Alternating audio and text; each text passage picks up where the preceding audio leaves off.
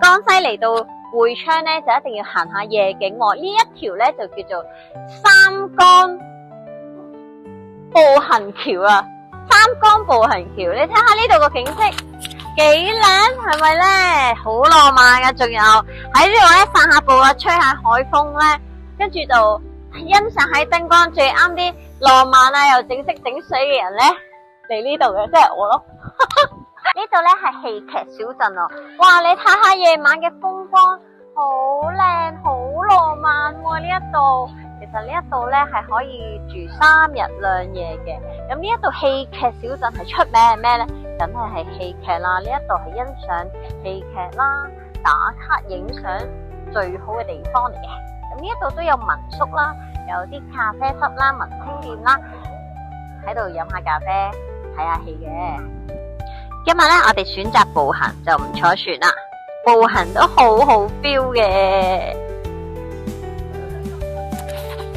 哇！我哋呢個夜景係咪好靚咧？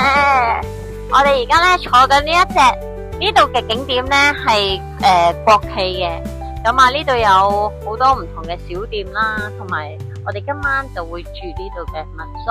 咁我哋就有人有架車幫我哋拎行李啦。咁呢一度咧食咗飯之後可以咧出嚟遊下呢個夜景啦。哇！呢度地方好靚，打卡都非常好咯。呢度我覺得係住3日2夜咯。咁呢一個咧個最近嗰個車站咧就係叫做會昌嘅車站，同埋一個叫唔知乜州啊，打文字係咪啊？我就知道國語就叫間州嘅車站嘅，係啦。咁啊係好好體驗一下嘅，嚟呢一度飲下食下浪漫下。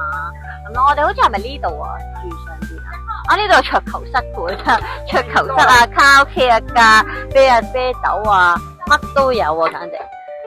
我而家準備拎行李啦，你睇下幾好。哇！又拎埋行李啦。咁我就好啦。我睇到民宿啊，民宿係點樣嘅咧？唔知咧，但我覺得幾好啊！呢度好舒服，好正啊！你嘅體驗同屋企人嚟民宿。好啦，呢個民宿唔知係點樣，我哋一家3口住喎。廚房，開下，你明？嚟啦，行啦。啊，對，好啦，我哋咧呢啲行李箱細24寸 OK 啦。諗下廚房，睇下先廚房。廚房入邊做咩有個洗手間嘅咧？哇！廚房入邊有洗手間嘅喎，幾好，可能去下煮咗下嘢食，突然間上廁所，跟住係有房啦，哇！好大間喎間民宿。呢間做咩啊？哇！好正啊！飲茶喎，今日唔使瞓覺，可以飲茶品茶。如果唔正經嘅，可以飲啤酒、威士忌、殺雞、紅酒、白酒任你飲。做咩？去酒窖先啊！佢下邊有地爐嘅，睇下點解地爐冇燈嘅？自動和啱燈，原來係，好正啊！呢個做咩個地爐？地爐開會㗎，你睇下，地爐好似開會嘅喎 ，OK 喎。以後啲咁正經嘅人喺度開會做嘢，非常一流啊！有冇嘢要同我開會啊？你冇嘅話，我哋就上層啦。嚟上層睇下係咩嚟嘅先，同埋咧睇下佢啲好正喎！呢啲好多年都冇見過呢啲咁嘅木啦。哇！呢個民宿真係好民宿嘅民宿啊！好似我哋好中意去嗰啲古鎮啊，咁啊去感受下以前成1000年前嘅中國啊嘅文化咁樣咯。嗱，呢間房唔錯喎，呢間係雙床房嚟嘅喂，開燈。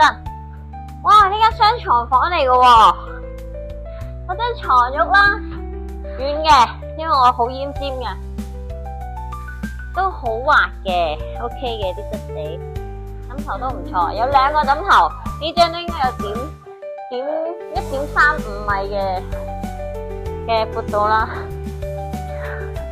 佢有張小凳喺度發呆飲水啦。我哋睇埋張大床先。我都話係大床噶啦。嗱，呢個係大床，大床入邊咧，出邊係可以，哇，好靚嘅夜景啊！你睇下，望下，望下出邊，因為我中意嗰啲整色整水嗰啲燈啊、遮啊、木啊、草啊咁樣，幾好啊！係，咁啊真係要住2晚啦呢度。好啦。唔同你哋講啦，我繼續享受啦，拜拜。